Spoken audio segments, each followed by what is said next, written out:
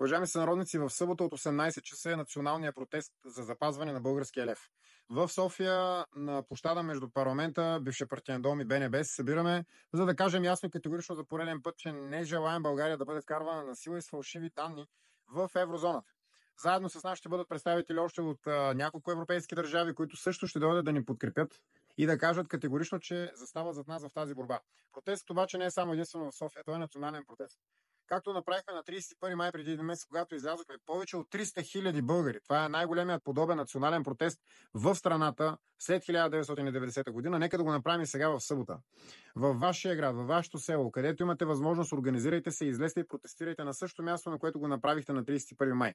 Защото истината е, че в момента ситуацията е следната. Имаме колкото шансове да се преборим да не влезем в еврозоната, толкова и шансове да ни вкарат на сила в еврозоната. Всичко зависи от нашата активност. Ако излязат наистина десетки, стотици хиляди българи, още повече отколкото бяхме на 31-ви, когато бяхме, някои казват 300 хиляди, а някои даже казват, че е повече от 300 хиляди, ако излезем половин милион, ако излезем и повече дори, повярвайте ми, нашият глас няма да остане нечут. Но ако не излезем достатъчно хора, няма на кого да сърдим.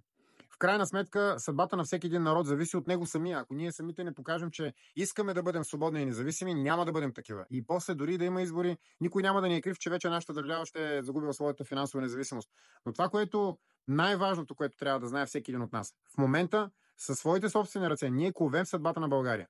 Горещо вярвам и съм убеден в това, че ако имаме достатъчна подкрепа, сега в събота, на 28 юни, ако излязат наистина стотици хиляди българи по улица и площадите на българските градове и села, ние ще спрем това насилствено вкарване на нашата страна в еврозоната.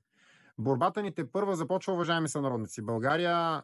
България не е отписана от картата на историята и на света. България тепърва ще показва, че тя ще бъде държава, с която ще се съобразяват всички.